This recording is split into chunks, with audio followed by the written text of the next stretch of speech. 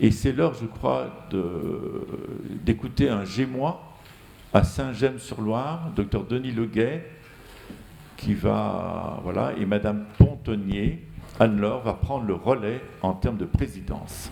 Voilà. Merci. Voilà, merci beaucoup.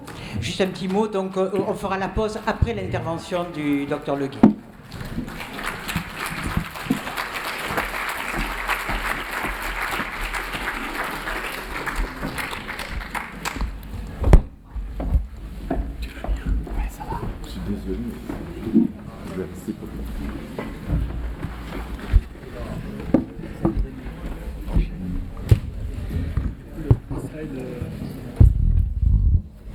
Alors, je vous explique pourquoi je fais cette manipulation. Je suis en situation de handicap en ce qui concerne la vue. Et voilà, je suis désolé, je vais avoir le nez penché sur l'ordinateur. Bonjour à tous d'abord, mesdames, messieurs les présidents et les directeurs, cher Jean-Louis, cher Jean-Yves, cher Jean-Pierre, et mesdames. Donc, Jean-Yves m'a demandé de traiter de la question des rapports entre inclusion sociale et rétablissement. Et qu'on a coutume un peu d'évoquer, ça va être très dans la continuité de ce qui vient d'être développé, autour de la notion d'un changement de paradigme. Et je mets ce fameux changement de paradigme dont on ne sait pas très bien ce qu'il recouvre en réalité, mais effectivement qui tourne autour de ces notions: rétablissement, empowerment, démocratie sanitaire, nouvelle posture. Qu'est-ce que on envisage au fond comme évolution, comme bascule même vers donc des soins orientés rétablissement et l'introduction de politiques publiques inclusives s'intégrant à ce qu'on propose comme parcours aux personnes vivant avec des troubles psychiatriques sévères et persistants. Alors, c'est une notion un peu obscure. On peut penser que il y a une espèce de continuité avec les attentes sociétales, avec ce qui se dit aujourd'hui de ce qui serait la bonne façon de prendre les choses. Donc, on pressent un changement, on l'intègre même dans les discours. J'assistais il y a 15 jours donc, aux assises de la santé mentale et de la psychiatrie, auxquelles vous avez peut-être participé par visio. Et je n'ai jamais entendu autant le nom, le terme de rétablissement qu'à cette occasion, alors que on voit bien que le mixage, comment dirais-je, la fluidité de passage des conceptions entre, au fond, une ancienne façon de penser la psychiatrie et ce qui est proposé aujourd'hui n'est pas si évident. En fait, la question c'est de savoir si il y a des points où on n'est pas dans une évolution, mais dans une rupture.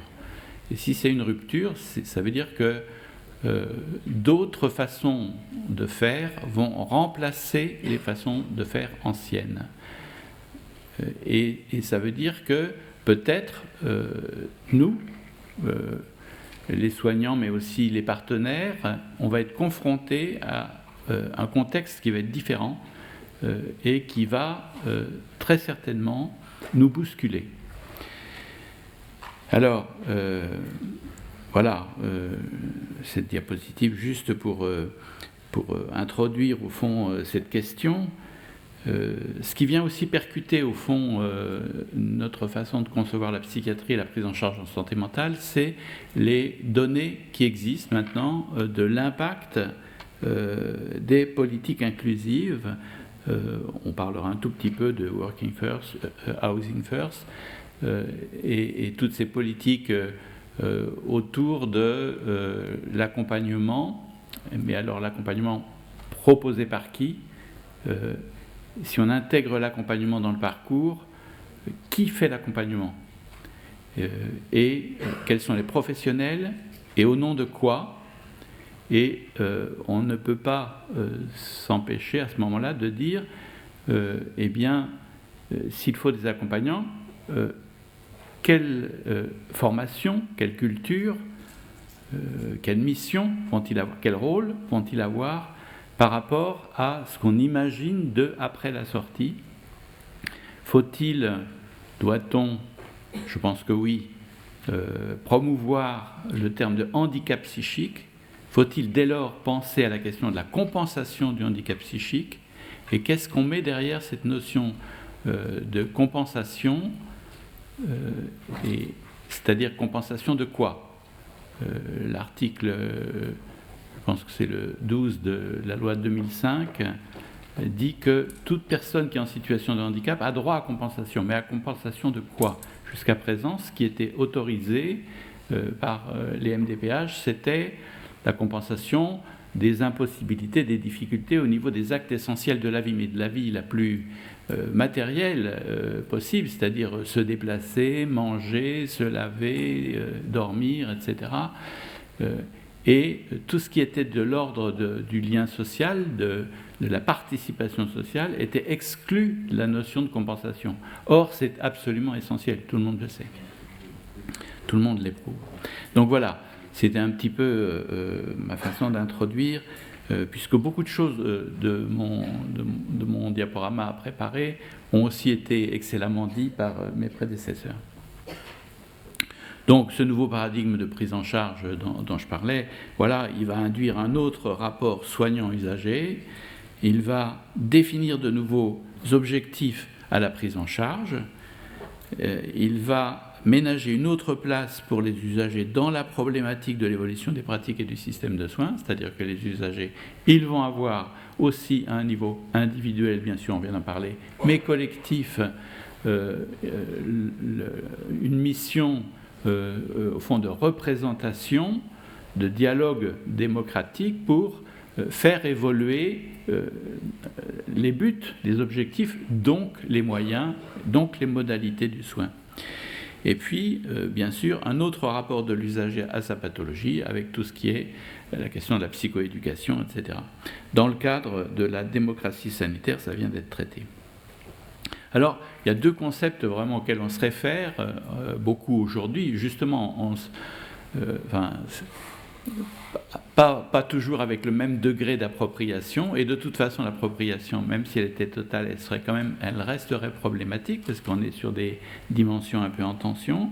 C'est donc le rétablissement, recovery, et puis l'empowerment, qu'on traduit en pouvoir d'agir sur soi, c'est un peu long. Empowerment, on commence à l'adopter. Donc.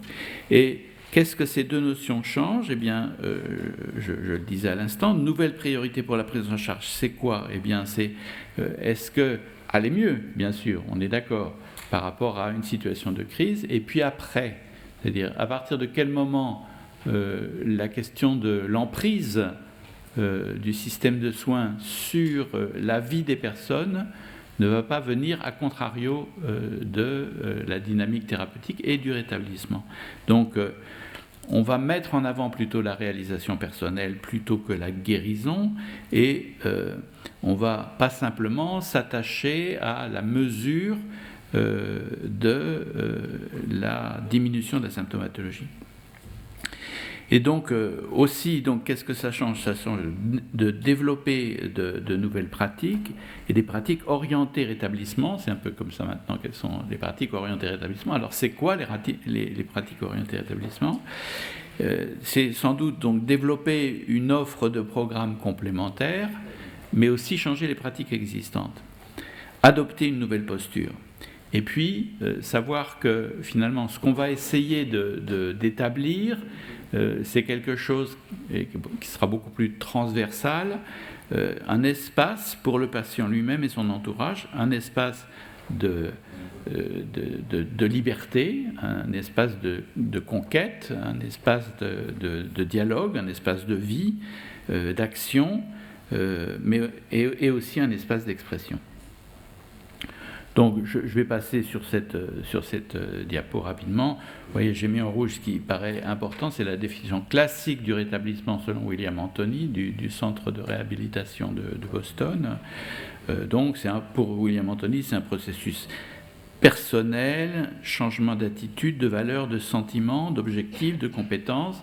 Ça veut dire que le rétablissement, ce n'est pas la guérison, ça veut dire que ce n'est pas se rétablir complètement au sens médical du terme, ça veut dire repartir d'un autre point pour à nouveau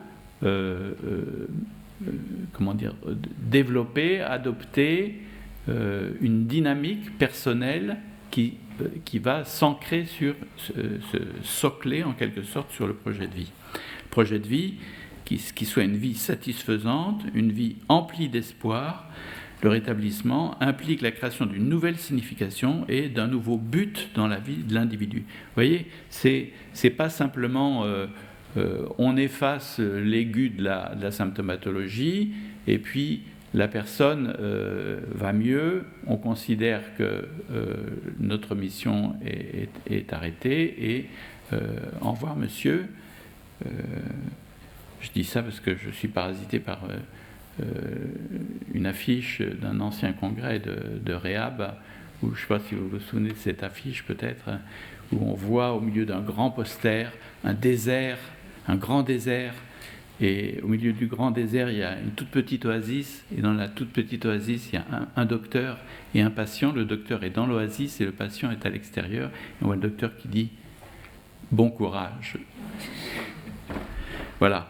Donc voilà.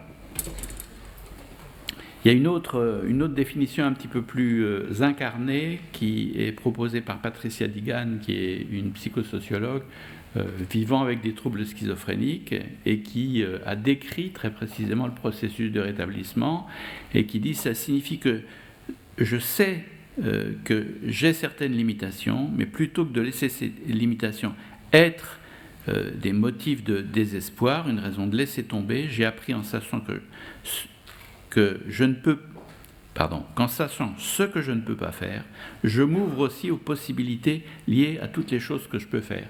C'est un peu le verre à moitié plein, le verre à moitié vide, voir le verre à moitié plein, positiver, et puis s'établir, se fonder sur l'endroit où on est, sur l'état dans lequel on est, sur les ressources qu'on garde pour pouvoir redéfinir son projet de vie et entamer son chemin de rétablissement.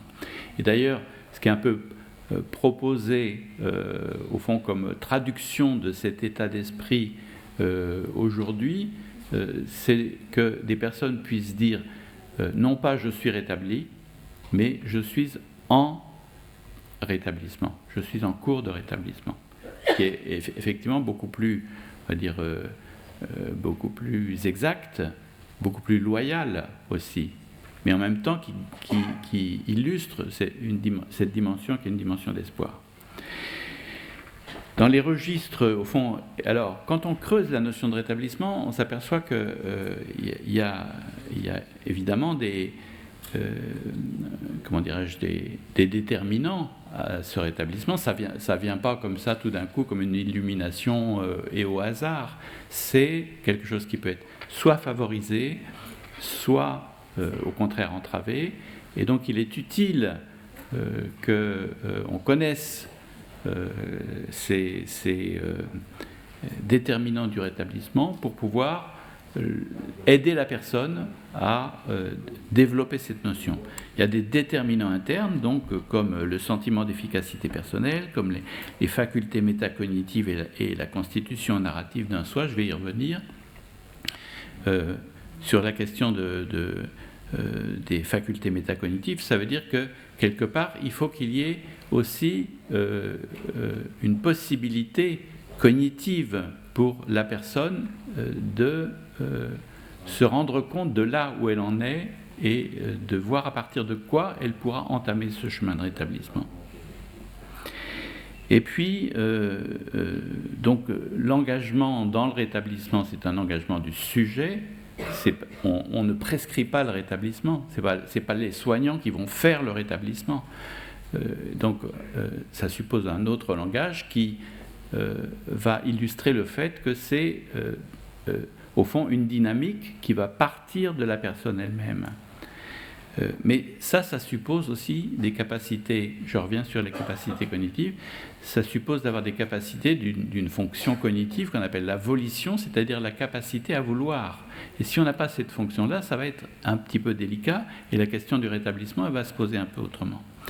Et donc, il y a des déterminants, ça c'est des déterminants internes, mais il y a aussi des déterminants environnementaux, avec une attitude de l'entourage, des soignants, de la famille, les facilitations de la société. Est-ce qu'on aide concrètement la personne ou est-ce qu'on ne l'aide pas?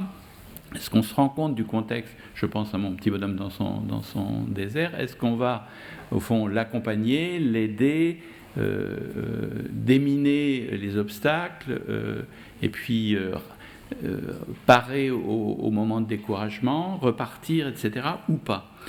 Donc, les encouragements, la solidarité, la vision positive. Alors, vous voyez bien que ce que je suis en train de dire, c'est des choses qui sont extrêmement banales, mais aussi extrêmement humaines. Ça va concerner la personne dans son intimité, dans la capacité la plus centrale de son être, encore une fois, de son intimité, pour pouvoir ou non être conforté dans une dynamique de rétablissement qui viendra d'elle. Et ça, quelque part, est-ce que c'est pas la mission de tout soignant? Est-ce qu'on devrait avoir à le dire? Et c'est un peu la question que pose assez régulièrement la question du rétablissement, c'est quand on développe les composantes du rétablissement, ça va être des choses qui sont extrêmement banales, presque, où on se dit ça va sans dire, est-ce que ça va pas un peu mieux en le disant, et est-ce que quand on l'a dit et qu'on décortique, on ne va pas pouvoir aider plus efficacement la personne à entrer et à poursuivre son chemin de rétablissement.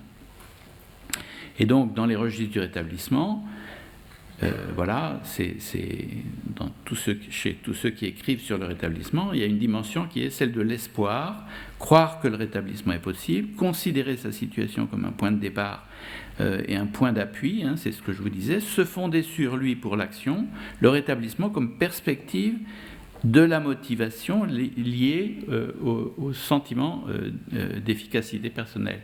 Ça veut dire au sentiment que la personne se fait de ses propres capacités. Si évidemment elle a une estime d'elle-même et une vision extrêmement négative, la question d'entrer dans le processus de rétablissement va être plus compliquée. Si elle a au contraire, si elle a une vision positive, et si surtout on l'encourage à avoir cette vision positive, on sait qu'on va contribuer au rétablissement. Importance fondamentale des relations, c'est pareil, c'est un truisme. Hein. Bien sûr, les relations, mais encore faut-il le dire, et encore faut-il, du coup, se dire, bon, comment est-ce qu'on va organiser notre pratique pour favoriser ce rétablissement? Comment est-ce qu'on va faire émerger des pratiques orientées rétablissement? Donc, importance, c'est ce que dit Patricia Digan, hein, importance d'une rencontre significative, je vais en dire un petit mot tout de suite, et importance des relations d'entraide entre pairs, grand intérêt des GEM, grand intérêt de la pérédance, grand intérêt des clubhouse, etc. Et un autre registre intéressant, c'est la restauration du sens, c'est-à-dire on ne se mobilise pas quand ce qu'on fait n'a pas de sens. Donc, comment est-ce qu'on peut restaurer du sens, et c'est là où on va interroger nos pratiques aussi, comment est-ce qu'on peut restaurer du sens quand la personne ne l'aperçoit pas? Alors le sens, c'est donc on est dans une vision dynamique, on est dans une vision de projet, on est dans une dimension de futur anticipé, de construction de quelque chose qui est possible, et ce sens-là, il va devoir être construit, et pas simplement appliqué ou proposé, bien sûr, par le corps soignant, mais il va devoir être construit, il va être aidé dans sa construction, mais construit par la personne elle-même. Donc, le lien social, ça peut être l'affect, ça peut être un projet professionnel, un projet social, un projet familial, un projet sentimental, un projet affectif, matrimonial, que sais-je, ou se raccrocher à une dimension comme celle de la spiritualité, c'est aussi un point d'accroche qui est tout à fait, on va dire, pertinent, et en tout cas qu'il faut pas regarder avec négligence ou avec désinvolture. Affirmation d'une identité personnelle, c'est aussi c'est des techniques qui sont proposées aussi par certaines équipes qui proposent aux personnes d'écrire quelque chose sur elles-mêmes et de se proposer comme à la fois en décalage un petit peu avec elles-mêmes, de se regarder un petit peu d'extérieur et en même temps de pouvoir parler d'elles en donnant un rôle social, en donnant une consistance intime à la personne qui, par ce travail, va se l'attribuer et va pouvoir être plus au clair sur qui elle est, ce qu'elle veut, etc. Il y a une pratique qu'on a à Angers et ailleurs, qui s'appelle la bibliothèque des livres vivants, et c'est une pratique qu'on met en place très régulièrement, plusieurs fois par an, où on dit il y a des livres et il y a des lecteurs, et le livre, c'est la personne qui va parler d'elle, et le lecteur, c'est la personne qui va l'écouter. Et on fait ça dans une maison de quartier, et le livre, ça peut être soit la personne concernée par le trouble, soit l'aidant, soit le parent, qui va parler de son expérience, et la population est invitée à venir lire les livres, enfin à venir les écouter en pratique, et il y a dans ce mouvement de co-construction du sens quelque chose qui est profondément thérapeutique. Alors oui, si vous tapez sur Google Patricia Digan, D2EGAN, vous allez tomber sur un texte qui fait 10 pages, qui résume tout, que vous allez pouvoir lire. Ça se lit très facilement. C'est l'expérience de rétablissement de Patricia Digan, qui, après le coup de massue de l'irruption de la pathologie, le diagnostic qui est asséné à la place de l'identité, la flétrissure de la déshumanisation, effectivement, ce que disait Jean-Louis Terra tout à l'heure, autour de la déshumanisation par la médecine, d'une certaine façon, et par une certaine médecine de sachant.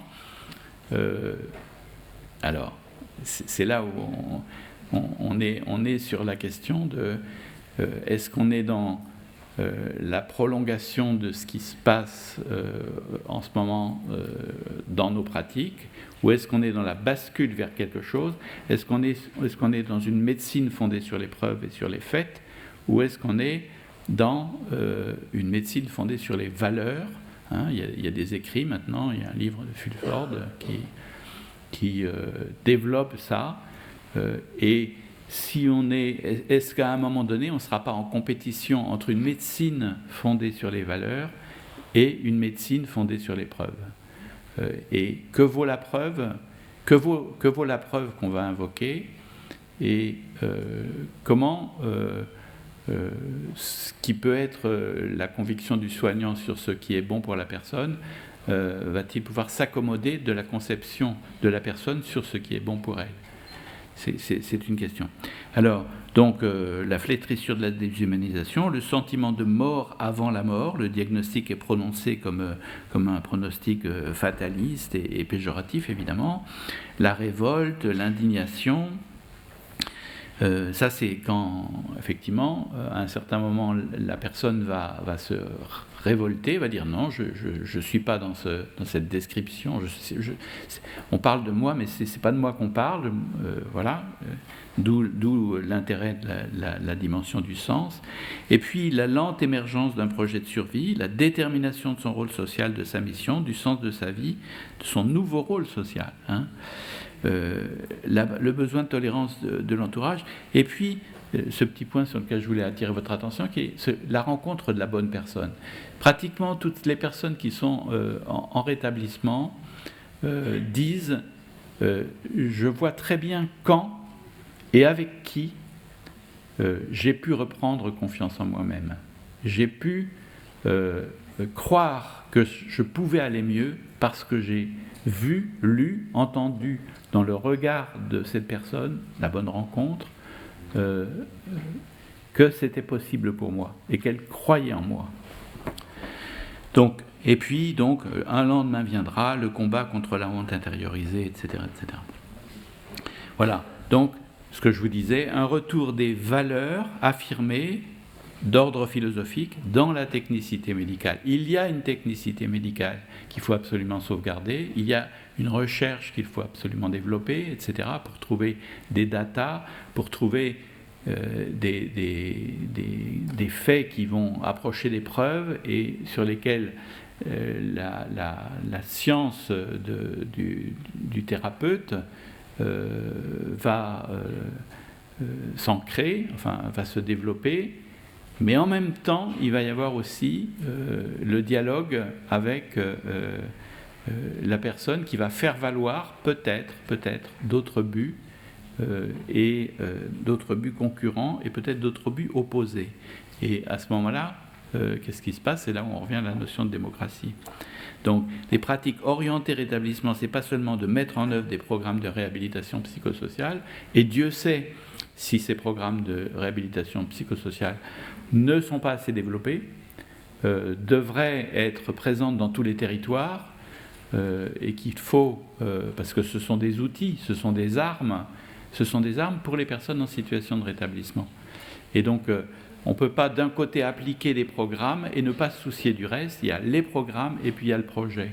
Il y a l'hospitalisation, il y a ensuite les soins ambulatoires, il y a tout ce qui est de l'ordre de la thérapeutique, du sanitaire, et puis il y a les perspectives, le sens et comment dirais-je, l'expérience montre que quand on applique un programme de réhabilitation psychosociale qui peut par exemple être de la remédiation cognitive, on sait très bien que si on fait un programme de remédiation cognitive et puis que la personne reste ensuite sans perspective à ne rien faire, 6 mois après, il ne reste plus rien des acquisitions qu'il y a pu y avoir en remédiation cognitive. Alors que si derrière et tout de suite, et effectivement bien avant le début de l'hospitalisation, on propose quelque chose qui va être de l'ordre d'une perspective sociale, eh bien, ces acquis de la remédiation cognitive vont être ancrés, voilà. Et donc, c'est faire du respect des valeurs du rétablissement le premier critère du choix des approches thérapeutiques. Alors, c'est quoi donc les critères du rétablissement? Je conclus dans 3 minutes. C'est définition du projet par la personne concernée, oui. Prise en compte et mise à contribution de son savoir expérientiel. Elle a un savoir, et le tout, c'est aussi de l'écouter pour le dégager, et aussi de le valoriser aux yeux de la personne elle-même pour qu'elle puisse l'exprimer. Installation d'un rapport partenarial entre la personne et les professionnels. Participation des usagers à la réflexion sur l'évolution du système de santé. Oui, les usagers, ils doivent être dans les PTSM, ils doivent être dans les CLSM, ils doivent être partout. Ils doivent être au conseil d'administration des établissements sanitaires et médico-sociaux. C'est tout l'intérêt de la pérédance, c'est la nécessité aussi, parce que on sait souvent, enfin moi j'ai appris ça quand j'ai débuté la psychiatrie, il ne faut pas trop s'impliquer, il faut être à distance, il faut regarder je regarde Jean-Pierre, il faut regarder son quant à soi en quelque sorte, il ne faut pas se livrer ne faut pas dire moi, c'est comme moi, etc. Enfin, c'est ce qu'on disait à une époque. Hein. Et en réalité, on s'aperçoit que cette distance maintenue, c'est quelque chose qui peut empêcher la bonne rencontre. La bonne rencontre, ça peut arriver n'importe où, y compris dans les services d'hospitalisation. Et après, il y a quelque chose qui se noue, un lien qui va permettre d'être moteur pour la dynamique de rétablissement. Promouvoir l'empathie et la vision positive. Donc, en ce qui concerne il y a des données, hein, c'est simplement aussi pour dire qu'on n'est pas là dans de doux rêves, il y a des données tout à fait démonstratives et explicites sur les enseignements des démarches qui vont proposer de l'aide concrète en même temps que de la thérapeutique. Et c'est toutes les démarches de Working First et de Housing First, Housing, logement, Working, c'est ce qu'on appelle maintenant l'emploi accompagné, ou c'est ce que la méthode IPS que développent les Canadiens et les Américains autour d'une pratique qui est celle de non pas de réadapter, et puis ensuite quand la personne est bien réadaptée, de se dire maintenant elle va pouvoir essayer de trouver du travail. Non. On s'aperçoit que ce qui est beaucoup plus efficace, c'est de placer la personne tout de suite dans une situation d'emploi, d'utilité sociale, hein, et par contre de l'accompagner quand ça va être difficile au cours de cette inclusion. Et c'est à ce moment-là qu'on voit que la personne s'ajuste dans ses postures, va être aussi encouragée par les premiers succès qu'elle va rencontrer, va pouvoir découvrir des compétences qu'elle ne savait pas forcément qu'elle avait, et on voit combien tout ça peut entrer en synergie avec un aller mieux sur le plan clinique, hein. Et donc comment finalement l'accompagnement médico-social concret qui ne s'occupe pas du tout du soin et le soin combinés ont une efficacité tout à fait supérieure à nos façons de faire d'avant. Voilà. Donc demain, la question de l'assistance, c'est dans le cadre de la prestation compensation du handicap. Les données du suivi, oui c'est ça, j'ai parlé de ça déjà. Intérêt du case management, c'est-à-dire intérêt de la pratique de personnes professionnelles qui vont aider la personne concernée par les troubles à traverser justement les difficultés qu'elle va rencontrer dans la vie quotidienne. Je vous mets juste ça parce que vient de paraître dans l'American Journal un papier tout à fait intéressant où les chercheurs ont montré que sur plus de 3000 patients, hein, donc la moitié qui a reçu un diagnostic précoce et avec la prise en charge classique, et donc un diagnostic organisé déjà pour pouvoir ne perdre aucune chance, hein, donc dans une démarche de dépistage précoce, de diagnostic précoce, et l'autre moitié avec la même chose, le diagnostic précoce, mais en plus et tout de suite un accompagnement concret. Et on voit qu'entre ces deux populations, il y a des différences de résultats autour de 30 à 40% sur tous les items, la qualité de vie, sur la restauration d'un aller mieux, enfin, voilà, sur le travail, sur la symptomatologie, etc., sur les taux de suicide, etc.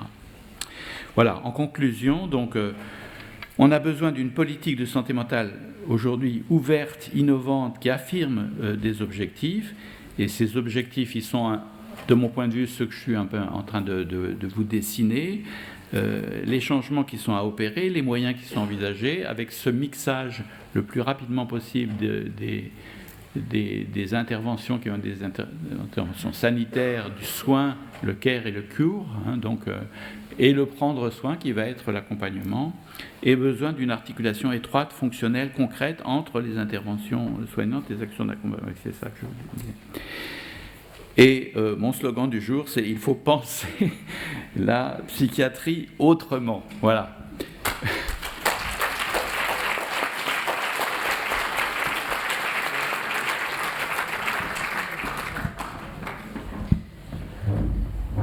merci beaucoup pour cette présentation très complète de la notion de rétablissement.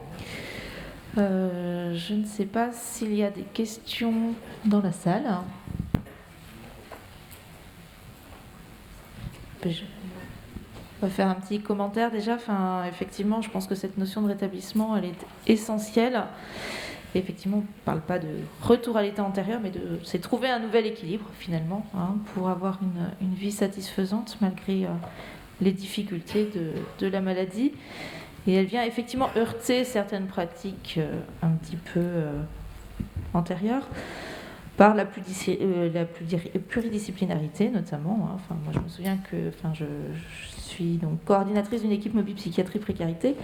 Ça fait plus de 10 ans qu'on a une éducatrice dans cette équipe mobile, et au départ, ça a vraiment heurté les collègues. Qu'est-ce qu'une éducatrice peut bien venir faire dans une équipe de soins? C'était une vraie question.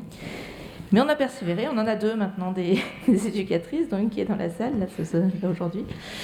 Et c'est vraiment un grand appui pour nous, puisque ça permet de travailler sur différentes sphères de la vie de la personne qu'on accompagne, et pas seulement sur le sanitaire, puisque sa vie ne se limite pas à la maladie. J'ai beaucoup aimé votre phrase sur l'identité. La maladie se substitue à l'identité finalement de l'individu. La semaine dernière, j'étais à une conférence sur la semaine d'information sur la santé mentale. Un médiateur de Santé Père témoignait, et alors il ne me disait pas « je suis schizophrène », ce qu'on entend souvent, mais il disait « je vis avec une schizophrénie ». Et ce changement finalement de vision, il change tout, puisqu'effectivement, ce n'est plus, il vit avec une maladie. Lui n'est pas forcément juste le malade, c'est pas juste une identité de malade. Et ça, c'est très important, ça change tout finalement. Ça peut paraître un jeu de langage, mais il est fondamental, ce jeu de langage. Alors, est-ce que vous avez des questions à poser, ou sinon moi j'en aurais bien une. Bon, on va faire comme tout à l'heure. Donc vous évoquez, alors je suis déjà Emmanuelle Castano, je me présente, je suis modératrice avec le docteur Pontonnier, puisqu'on n'a pas eu le temps de le faire tout à l'heure. Donc vous évoquez ce changement de paradigme, effectivement, selon un modèle préétabli de rétablissement, avec des notions d'empowerment qui sont usuelles maintenant, avec la restauration du pouvoir d'agir, ces notions d'espoir, de restauration de sens. Donc on voit que les pratiques orientées rétablissement, effectivement, sont multiples. Et pour éviter cette stigmatisation, qui est vraiment une préoccupation majeure en psychiatrie, comment les professionnels peuvent-ils être certains d'être inclusifs au-delà de leur propre déclaration d'intention de mettre l'usager au cœur du système? Ça, c'est vraiment une question extrêmement complexe qui véhicule peut-être des valeurs éthiques, des problèmes déontologiques. Donc je ne sais pas quelle est votre réponse à cette question. Oui, c'est effectivement ça un petit peu la difficulté, c'est-à-dire que ça peut être... en tout cas, il y a un danger que ça soit uniquement déclaratif. Et donc, il y a quelque chose qui me gêne toujours un petit peu personnellement, qui est effectivement que on ose en quelque sorte se déclarer, comment dirais-je, avec toutes les dimensions qui sont comme porteurs ou vecteurs de toutes les dimensions que j'ai évoquées là, à savoir l'espoir, la bienveillance, l'empathie, la bonne rencontre, etc. Et ce qui renvoie forcément toujours les soignants à est-ce que j'ai la bonne attitude, est-ce que c'est bien, etc. Alors, et comment on peut être sûr que la posture qu'on peut avoir, les décisions qu'on va prendre, les mots qu'on va utiliser, vont être porteurs d'une dynamique de rétablissement. Et donc, en quelque sorte, il y a aussi la dimension de la bienveillance. Comment est-ce qu'on peut être sûr de ça?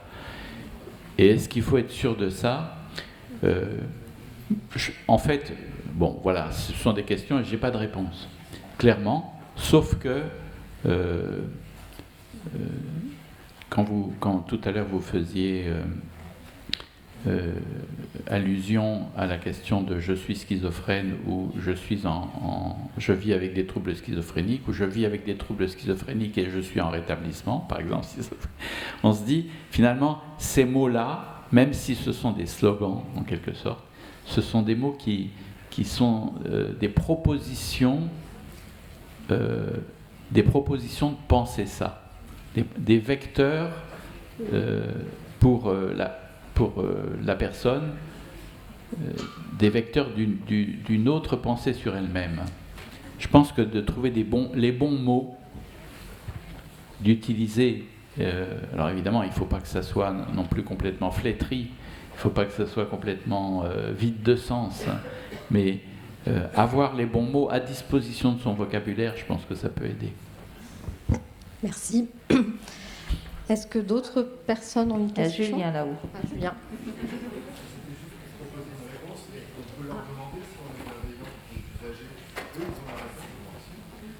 Tout à fait. On pourra leur demander. Tout à l'heure, on en a 2 qui vont témoigner, donc on pourra poser la question.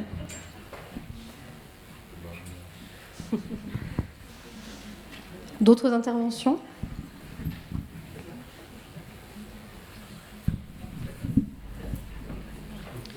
Bon, alors dans ce cas, la pause tant attendue. On remercie quand même le docteur Leguet avant de prendre la pause.